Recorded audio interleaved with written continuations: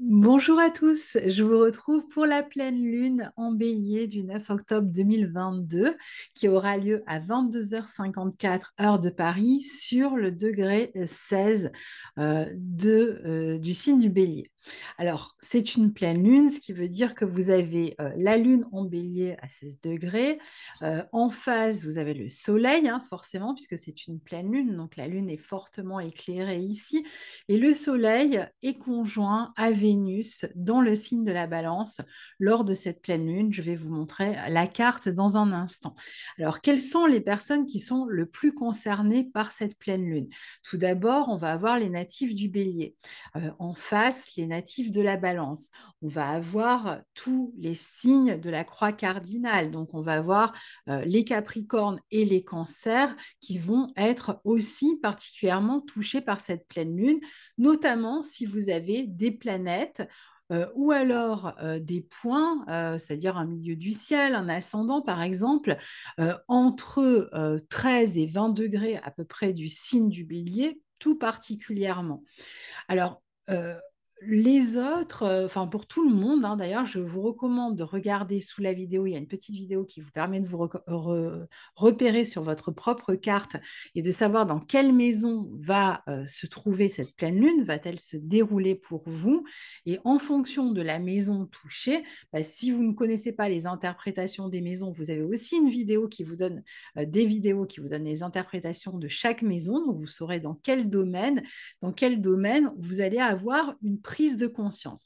Parce qu'une pleine lune, c'est pas une nouvelle lune. Comme je vous disais, il y a la lune qui va bénéficier complètement des rayons solaires, donc qui va être éclairée pendant finalement une assez courte période de son cycle. Mais il y a quelque chose qui va être mis en lumière. On ne parle pas d'un nouveau départ comme avec une nouvelle lune ou d'une nouvelle graine à planter dans un domaine. Là, on parle plutôt du résultat d'une action qui a déjà été entreprise dans le passé. Donc, ça va être un moment soit de prise de conscience, soit où on récolte le fruit de ses efforts. C'est en tout cas un moment d'acmé, d'accomplissement par rapport à quelque chose qui s'est déjà réalisé, qui a déjà démarré dans le passé. Alors, cette pleine lune, ici, va donc permettre d'y voir plus clair. On est dans le signe du bélier. En face, avec le Soleil et Vénus, on est dans le signe de la Balance. On est dans l'axe 1-7, bélier, balance, je, tu, je, nous. Donc, on est dans l'axe de la vie relationnelle. Et c'est dans cet axe de la vie relationnelle qu'il va y avoir des prises de conscience, peut-être une évolution, une compréhension d'une situation, des choses à exprimer. On va voir tout ça avec l'interprétation de cette pleine lune. Donc, dans ce signe du bélier, ce sont des réponses que l'on peut obtenir qui vont permettre, par exemple, de se lancer, de préparer un lancement dans quelque chose. On attendait des réponses pour pouvoir se lancer, on obtient les réponses, on se lance, par exemple. Ou on attendait des réponses pour prendre un nouveau départ, puisqu'on est quand même dans le signe du bélier qui parle d'initiative. Hein. Donc, il y a certainement eu une initiative précédente dont on va avoir les résultats maintenant. Ou alors, parce que les résultats ne sont pas à la hauteur de ce qu'on espérait, on va prendre d'autres initiatives pour avoir d'autres résultats, d'autres conséquences. En tout cas, ce signe du bélier est un signe d'indépendance. Donc, il y a une attente ici de résultats ou la possibilité d'obtenir des résultats, des réponses par rapport à quelque chose qui nous permet, une situation qui nous permet d'être plus indépendants, tout en tenant compte d'autrui. Mais il y a peut-être aussi une prise de décision à un moment de dire stop, moi j'en ai marre de dépendre de l'autre, j'en ai marre d'attendre que l'autre se décide, on va voir tout ça ici, et donc bah, je vais me positionner, je vais prendre un départ une décision pour moi-même, et puis qui même me suivent, on verra bien ce que les autres vont faire. Il peut y avoir ce type de situation, parce que le bélier, il est assez impatient, il trépigne, il n'a pas forcément envie d'attendre que l'autre se décide, hésite pendant des années, puisque en face, on a le Soleil et Vénus en balance, donc on est vraiment face à quelqu'un ici qui a du mal à se positionner, qui va hésiter, qui a du mal à dire oui, à dire non, à dire ce qu'il veut pas. Donc, puisque l'autre n'y arrive pas, on va se lancer, on va soi-même prendre des décisions. Donc, on va se montrer plus décidé, plus velléitaire, plus impatient aussi d'atteindre ses objectifs. Mais attention, parce que on va le voir, on a une lune qui est conjointe à Chiron. Donc, il y a quand même quelque chose de douloureux par rapport à cette prise de décision. On peut très bien faire un choix qui, alors c'est pas d'elle, mais c'est mon amie Sarah qui dit toujours choisir, c'est renoncer. Bon, bah, oui, ici, il y a vraiment cette idée de renoncement à quelque chose qui peut être un peu douloureux. Mars est au carré Neptune, la Lune est au carré est conjointe à Chiron, donc il va y avoir un choix qui va être fait, mais qui peut passer par un renoncement, et c'est ça qui peut être compliqué.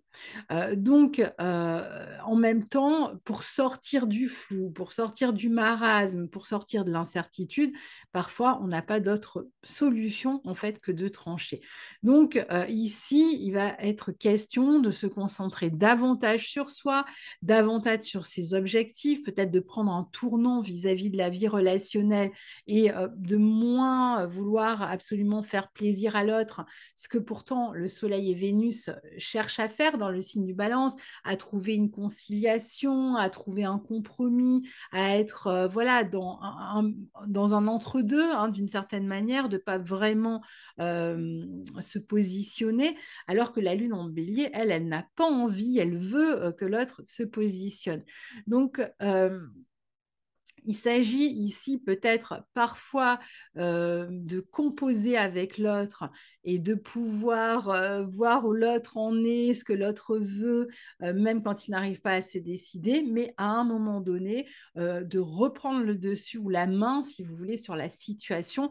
Le signe du bélier, c'est le signe de la guerre par excellence, de la conquête, de l'Amazone, si on parle d'une femme. C'est le fait de prendre les choses en main, d'aller soi-même à la quête du Graal et d'aller le chercher, pas d'attendre qu'il vous soit donné. Donc c'est là que d'un côté, avec la lune bélier, on va avoir tendance à trépigner d'impatience et à vouloir désirer obtenir des réponses, tandis qu'en face, Soleil, Vénus, Balance montre que l'autre a peut-être d'autres projets, ou est plus hésitant, ou qu'on va devoir compter avec son avis, mais que c'est pas demain la veille qu'on va l'avoir pour pouvoir avancer. Il peut même y avoir de la rivalité un peu dans l'air avec cette lune bélier, parce que la lune en bélier, comme n'importe quelle finalement planète en bélier, est très compétitive. Donc, quand on est en compétition, c'est bien qu'on est en compétition contre quelqu'un. Donc ici, il peut y avoir une notion de rivalité dans une relation affective, parce qu'il y a une tierce personne, pas forcément une tierce personne dans le sens une maîtresse, un amant, hein, c'est pas forcément ça, mais ça peut être une personne en tout cas qui s'interpose un petit peu par rapport à une situation qu'on voudrait débloquer, et donc on voudrait en avoir le cœur net, quitte à en essuyer un peu les souffrances, mais on a envie de savoir en fait où on met les pieds. Donc il peut y avoir un peu de rivalité, un peu de compétition, ça peut être même dans des situations professionnelles, hein, où on cherche à obtenir une place, où on est en compétition avec d'autres personnes, mais il y a une envie, il y a un désir en fait qui nous pousse en avant. Donc avant d'aller plus loin, je vais quand même vous partager la carte, parce que je parle, non, je ne voulais pas partager ici, donc comment je reviens, voilà. Donc je vais vous partager l'écran de cette carte de pleine lune pour que vous voyez un peu de quoi on parle. Donc vous voyez, on a la lune ici qui est en bélier, elle est conjointe, hein, à Chiron. En face, on a le Soleil et Vénus dans le signe de la Balance. Donc, le Soleil est dans l'énergie de Vénus ici. Donc, une énergie qui arrondit les angles, une énergie qui cherche la conciliation, qui veut faire avec, qui va collaborer, qui va vouloir faire plaisir, qui va vouloir plaire socialement, hein. Alors que la Lune en Bélier, elle s'en fiche un petit peu, hein. Elle veut surtout exprimer ce qu'elle a dans le ventre et aller à la conquête de ce qu'elle désire. Et puis, cette lune, elle est donc maîtrisée par Mars. Et Mars, comme vous voyez, est en Gémeaux, donc un signe d'expression, un signe de communication. Donc, il s'agit quand même de communiquer ici, hein, et de pouvoir exprimer ses pensées, ses ressentis, mais surtout ses pensées, ou de pouvoir se décider, même pour soi-même, hein, peut-être entre A et B, entre deux situations, puisqu'il peut y avoir très bien deux situations, deux possibilités, dans certains cas, deux personnes, etc. Et donc, il va falloir se décider, et Mars en Gémeaux peut éventuellement chercher à se décider, ce qu'il ne va pas faire facilement, puisque c'est un signe double.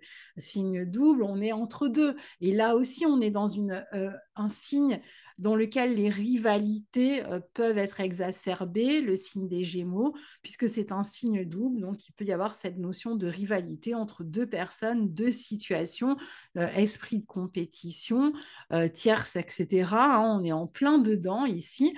Et comme on est dans ce signe des Gémeaux, eh bien, on va comparer. On va dire, ah ben, est-ce que A me convient? Et si A me convient, qu'est-ce qu'il ou qu'est-ce qu'elle a comme avantage par rapport à B? Parce que le signe des Gémeaux compare, en fait, hein, c'est quand même un signe mercurien, donc il aime bien comparer, d'autant plus que Mercure est toujours en Vierge et que Mercure, il va sous-peser, il va trier, il va se poser des questions, hein, qu'est-ce que je préfère? Donc ici, il est un peu question de ça. Sauf que Mars est carré à Neptune. Alors là, ça vient se compliquer parce qu'il y a quand même à la base une déception, un sentiment de rejet, un sentiment de mise à l'écart, un sentiment de ne pas pouvoir, encore une fois, de confusion, de ne pas pouvoir compter sur l'autre ou comprendre ce que l'autre veut vraiment, d'où cette lune bélier qui vient un peu trancher comme la lame, qui vient demander de la clarté, parce que là, on ne sait plus où on en est. Donc ça, c'est pour vous montrer un petit peu les planètes. À noter quand même que la lune est au sextile de Saturne, le soleil, Vénus, a son trigone de Saturne, et Mars, qui maîtrise la pleine lune, est aussi au trigone de Saturne. Donc en fait, Saturne, ici, la patience, le long terme, la technicité, la sagesse, etc., ce sont les atouts de cette pleine lune. Donc, c'est vrai que cette lune en bélier qui a tendance à être impatiente et qui voudrait tout de suite et qui voudrait des réponses maintenant, peut-être qu'il lui est demandé de tempérer un peu ses ardeurs ici, parce que si c'est une situation importante pour vous, pour nous, si c'est une situation qui vise le long terme, qui vise la construction, il va peut-être falloir lever un peu le pied sur nos désirs et puis essayer de composer avec la situation et de voir ce qui va en ressortir. Donc, il y a peut-être une nécessité ici quand même de faire preuve de patience et de responsabilité, en tout cas vis-à-vis de la situation, même si on doit trancher. Alors, on peut être plus passionné avec une lune en bélier, plus enthousiaste autour de ce désir, désir de construire quelque chose avec les aspects à Saturne, qui va réclamer, je vous l'ai dit, du temps, de la patience. Les luminaires et Mars sont en bon aspect de Saturne en Verseau, donc ça peut demander aussi une meilleure expertise de la situation dans ce signe du Verseau. Ça va demander une forme d'esprit de coopération aussi avec les autres, alors que la lune en bélier, elle parle pour elle-même, elle dit je. Là, peut-être que l'idée, c'est quand même de composer avec tous les facteurs. Donc, il s'agit de construire sur du long terme, de bien calculer, bien vérifier les infos, coopérer, se coordonner à l'autre, à son rythme aussi dans certains cas. Alors, c'est une très bonne position que cette pleine lune pour le travail en binôme, avec notamment, je pense, même dans des, des travaux pardon, de collaboration ou de binôme, d'association, déjà toujours la notion de rivalité, hein, et puis en même temps, peut-être un qui est plus moteur que l'autre, un qui se repose sur l'autre. Donc ça peut provoquer de l'impatience, de l'agacement aussi. C'est quand même une bonne position puisqu'on a quand même un Soleil-Vénus balance pour collaborer pour les négociations, pour essayer en fait de faire avec l'autre, hein, de communiquer avec l'autre et de faire sa moitié du chemin. Donc, même si on est dans ce signe du bélier, hein, qui est quand même un signe d'initiative aussi, hein, c'est un signe cardinal, comme le signe de la balance de toute façon, il ne faut pas oublier que dans ce signe de la balance, Saturne est en exaltation, donc qu'après avoir tergiversé, la balance, normalement, est capable de trancher, est capable de prendre des décisions. Donc ici, peut-être que pour l'instant, c'est encore compliqué pour une personne en face de vous de se décider. Ça ne veut pas dire que ça ne viendra jamais. La conjonction Lune-Chiron marque aussi la blessure originelle.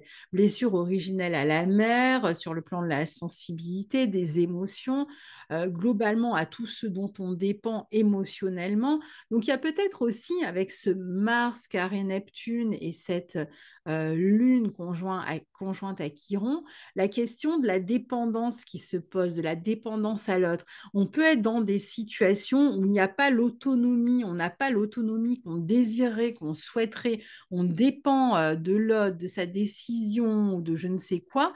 En tout cas, on est dans cette position un peu d'attente et de dépendance à l'autre et à ce qu'il va choisir et décider.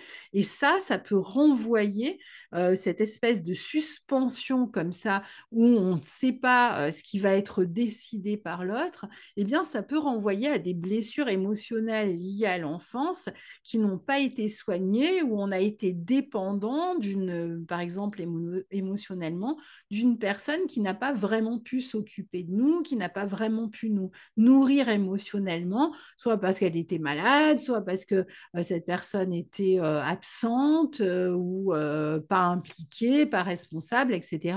Donc, en tout cas, ça peut nous renvoyer à une situation du passé euh, de rejet ou de sentiment de rejet, même s'il n'y a pas eu de réel rejet, de sentiment de rejet et de dépendance à l'autre, mais avec l'autre qui vraiment n'arrive jamais à venir nous nourrir émotionnellement.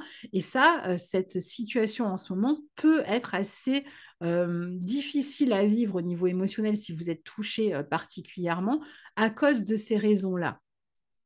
Donc ici, encore une fois, on n'a pas vraiment les mains libres, on aimerait, mais on n'a pas vraiment le pouvoir et les mains libres de cette lune bélier qui aimerait faire à sa guise et comme elle veut, mais qui en fait est quand même suspendue au désirata de l'autre. Et c'est ça qui est un peu compliqué parce que se positionner, ça veut dire aussi accepter de renoncer à l'autre. Et là, il y a une ambiguïté entre est-ce que j'accepte de tout perdre et je me positionne et au moins c'est clair maintenant tout de suite et moi je peux avancer, ou est-ce que j'attends encore, je vais attendre que l'autre se décide, je vais attendre de voir ce que l'autre fait et puis à partir de là, je vais prendre une décision et dans ce cas-là, je reste suspendu émotionnellement à l'autre, dans la dépendance à l'autre et je suis renvoyée à mes blessures originelles.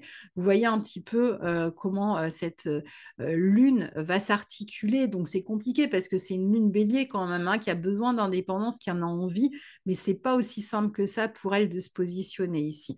Bon, après, pour d'autres, du coup, fort de ces prises de conscience, bon, ben, on peut décider d'utiliser cette pleine lune bélier pour aller vous consulter un thérapeute, pour aller voir quelqu'un, ça peut être même des amis, qui vont nous aider justement à soigner cette capacité à décider pour soi, à être indépendant, à se couper justement de la comment dire, d'une forme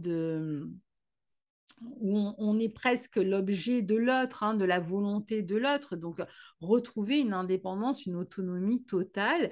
Donc ça peut se soigner, on peut se faire aider dans ce sens-là. Et justement, la lune conjointe à Chiron va permettre de trouver des thérapeutes qui peuvent nous aider à avancer et à dépasser cette problématique-là. Donc, attention à l'auto-sabotage, parce que évidemment, si vous ne tranchez pas et si vous restez dans cette position d'entre-deux, eh bien, vous êtes en train de raviver très certainement une névrose ou quelque chose de cet ordre-là, et finalement de rester dans l'attente que l'autre vous nourrisse ou décide à votre place, alors que cette lune bélier vous convierait plutôt à prendre une décision. Autre endroit où cette position, enfin cette pleine lune peut être intéressante, c'est pour tous ceux qui travaillent dans le domaine du spectacle et qui doivent rencontrer un public, donc qui sont confrontés à la vie d'autrui, à la vision de l'autre, donc qui sont peut-être un peu dans le doute ici par rapport à ce qu'ils vont présenter au niveau artistique, un spectacle, un film, un livre, ce que vous voulez. Et donc là, il peut y avoir comme ça une forme de fébrilité au regard de l'autre. On a peut-être peur de ce que les autres vont nous renvoyer. Et puis en même temps, il peut y avoir une impatience, hein, une envie de savoir ce que l'autre pense, mais de la même manière, on est quand même dans une forme de dépendance au regard de l'autre. Et l'idée serait de pouvoir juger déjà par vous-même à la base ce que vous avez fait et finalement, quelle que soit la critique ou le regard que l'autre va poser sur votre travail, bah, d'être sûr que ce que vous faites a de la valeur.